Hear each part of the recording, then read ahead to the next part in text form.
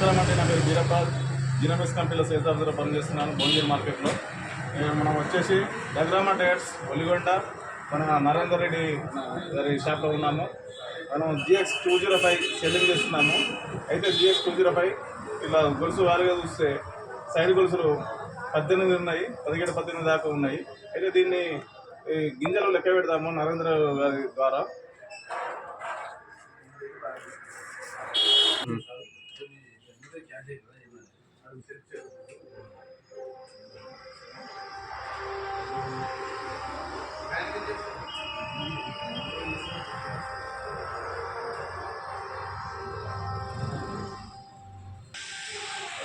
మొత్తం వచ్చేసి ఒక కంకిలో గింజలు 380 ఉన్నాయి.